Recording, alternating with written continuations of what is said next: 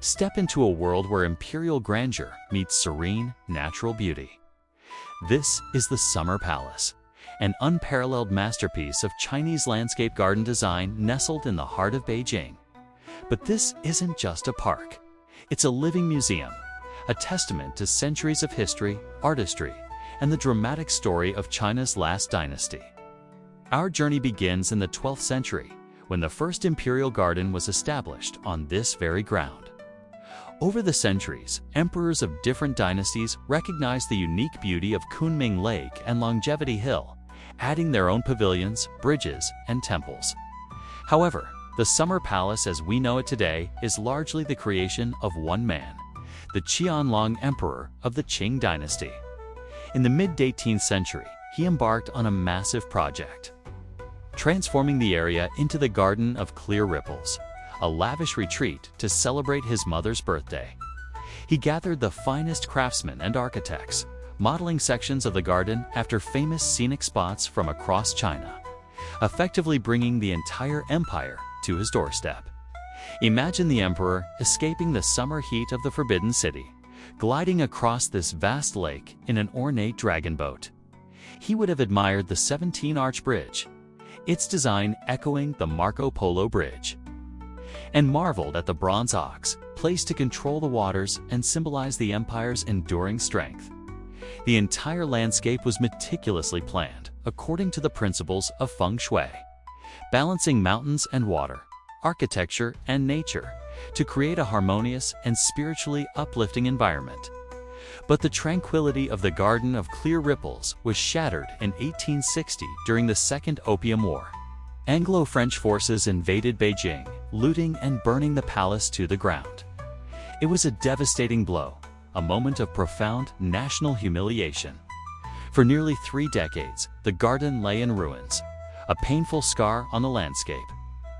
This is where one of the most controversial and powerful figures in Chinese history enters our story. Empress Dowager Cixi. From the late 19th century until her death, she was the de facto ruler of China. In 1888, using funds originally intended for modernizing the Chinese Navy, she ordered the complete reconstruction and expansion of the garden, renaming it Yiheyuan, the Garden of Nurtured Harmony, or as we know it, the Summer Palace. Cixi poured immense resources into making this her personal paradise.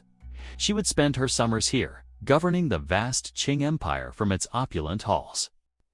The result is what we see today, a breathtaking display of imperial ambition and artistic vision. Let's explore some of its most iconic features. We begin our walk along the long corridor, a covered walkway stretching over 700 meters along the shore of Kunming Lake. It's not just a path, it's an art gallery. Look up, and you'll find over 14,000 intricate paintings decorating its beams and crossbeams. Each one is unique, depicting landscapes, flowers, birds, and famous scenes from Chinese literature and history. It was designed so the Empress Dowager could enjoy a walk through her garden, protected from sun or rain, surrounded by beauty at every step. Following the corridor, we arrive at the base of Longevity Hill. Dominating the view is the magnificent Tower of Buddhist Incense. This is the spiritual and architectural heart of the Summer Palace. Climbing its steps, you're greeted by a panoramic view that is simply stunning. You see the vast expanse of Kunming Lake, the 17-arch bridge in the distance, and the modern skyline of Beijing beyond. It was from here that Cixi would pray and offer incense, seeking blessings for the empire. Just below the tower is the Hall of Benevolence and Longevity. This was Cixi's throne room, the political center of China during the summer months.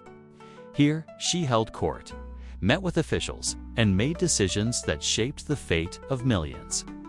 The hall is still furnished, as it was in her time, with a grand throne, intricate screens, and bronze statues of mythical creatures, all symbols of imperial power and authority.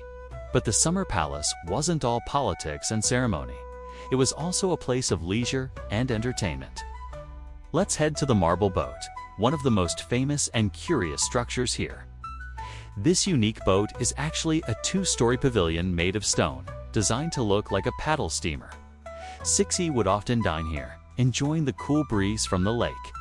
It's a symbol of both whimsy and stability, a boat that can never sink. Perhaps a subtle wish for her dynasty's permanence in a time of great turmoil. Nearby, you'll find the Garden of Virtue and Harmony. This was the Imperial Theater, a three-story stage where Cixi, a passionate opera lover, would watch elaborate performances. It was one of the largest and most advanced theaters of its time, complete with trapdoors and pulley systems for special effects.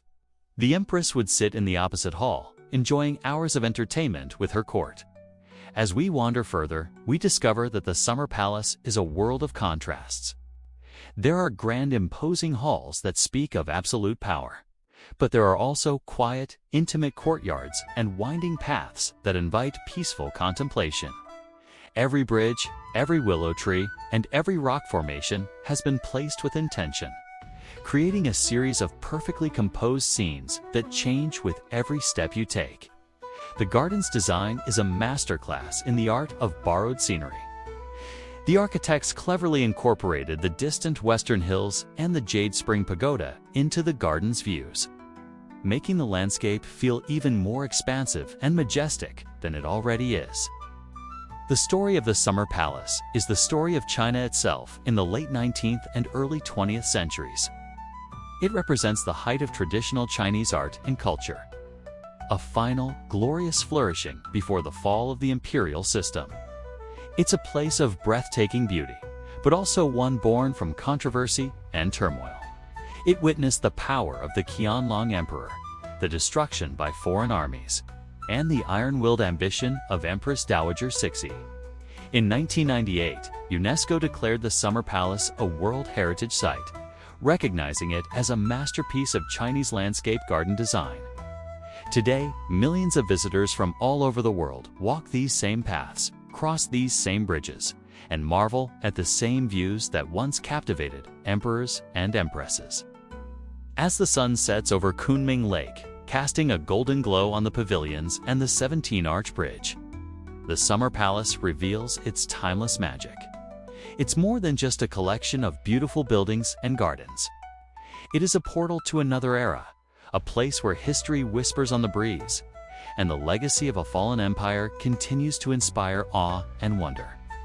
It stands as a proud symbol of cultural resilience, a treasure that was destroyed and reborn, and remains one of the most spectacular imperial gardens on Earth. Thank you for joining us on this journey through the Summer Palace. If you enjoyed this documentary, please like, share, and subscribe for more stories from a world of history and wonder. We'll see you next time.